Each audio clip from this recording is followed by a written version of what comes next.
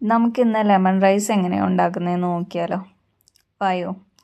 ആദ്യമായി തന്നെ 1 കപ്പ് വെള്ള അരി, അല്ലെങ്കിൽ ഞാൻ എടുത്തിരിക്കുന്ന സോന മസൂരി റൈസാണ്, അത് സോക്ക് ചെയ്യാൻ വേണ്ടി വെക്കുക.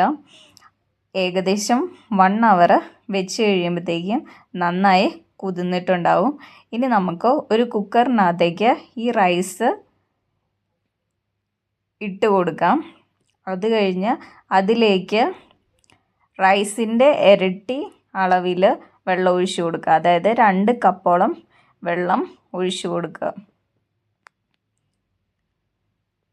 എന്നിട്ട് അതിലേക്ക് ആവശ്യത്തിനുള്ള ഉപ്പ് നമുക്ക് ഇട്ട് കൊടുക്കാം. പിന്നെ ഒരു പിഞ്ച് ഓഫ് മഞ്ഞൾപ്പൊടിയും കൂടെ ഇട്ട് കൊടുക്കാം. പിന്നെ സ്റ്റിക്കാവാതിരിക്കാൻ വേണ്ടി 1/2 ടേബിൾ സ്പൂൺ ഓയിൽ ഒഴിച്ചു കൊടുക്കുന്നത് നല്ലതായിരിക്കും. ഞാനിപ്പോൾ കോക്കനട്ട് ഓയിലാണ് ഒഴിച്ചു കൊടുത്തത്.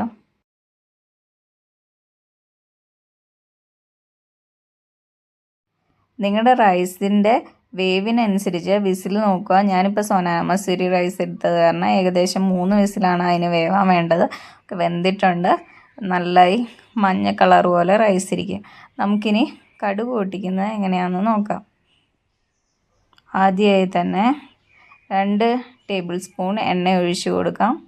അതിലേക്ക് നമുക്ക് ആവശ്യത്തിനുള്ള കടുക് ഇട്ട് കൊടുക്കാം. ഞാൻ 1 ടീസ്പൂൺ കടുകാണ് ഇട്ട് കൊടുത്തിരിക്കുന്നത്. അടുത്തതായി ചോപ്പ് ചെയ്ത ഓണിയൻ അല്ലെങ്കിൽ ചോപ്പ് ചെയ്ത ഉള്ളി ഇട്ട് കൊടുക്കാം. അതൊരു ഗോൾഡൻ ബ്രൗൺ കളർ ആകുന്നത് വരെ വെയിറ്റ് ചെയ്യാം. അടുത്തായി നമുക്ക് വേണ്ടത്ര ഉപ്പാണ് ഇട്ട് കൊടുക്കേണ്ടത്. ഇതിപ്പോൾ ഈ ഉള്ളിക്ക് മാത്രം ആവശ്യമായിട്ടുള്ള ഉപ്പിട്ട് കൊടുത്താൽ മതി. 1/2 ടീസ്പൂൺ ഉപ്പ് അതിലേക്ക് ഇട്ട് കൊടുത്താൽ മതിയാവും. പിന്നെ ഇതിലേക്ക് ഇട്ട് കൊടുക്കേണ്ടത് കഴുകിയ ഉഴുന്നും കഴുകിയ പരിപ്പുമാണ്.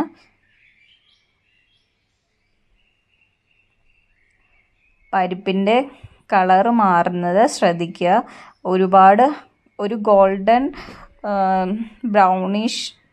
ഗോൾഡൻ കളറായാൽ മതിയായിരിക്കും. ഒരുപാട് ബ്രൗൺ കളർ ആവണ്ട.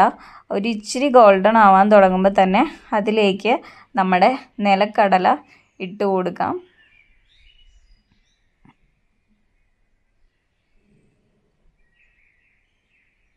കടല ഇങ്ങനെ തൊണ്ടിങ്ങനെ പൊട്ടി ഇതിങ്ങനെ പൊട്ടി വരുമ്പോഴത്തേക്കും നമുക്ക് ഏകദേശം ആവശ്യമായിട്ടുള്ള പരുവാവും.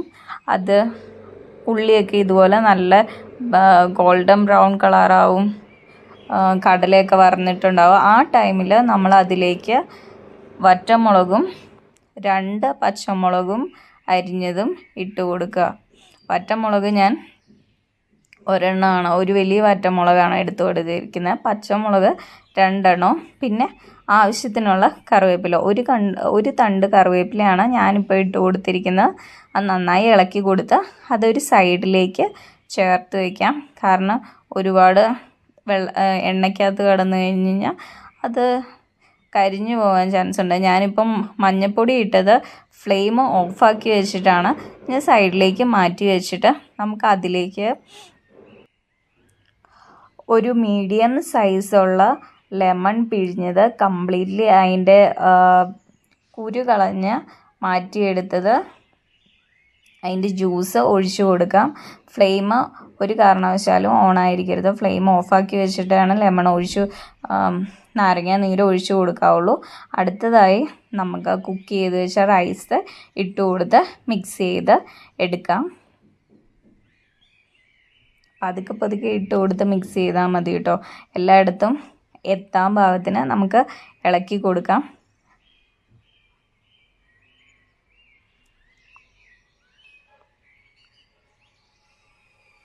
ഞാനിപ്പോൾ കംപ്ലീറ്റ് റൈസ് ഇട്ട് കൊടുത്തിട്ടുണ്ട്. ഇളക്കി കൊടുക്കുന്നു. കുറച്ച് ഇളക്കാൻ പാടാണ്. ഞാൻ റൈസ്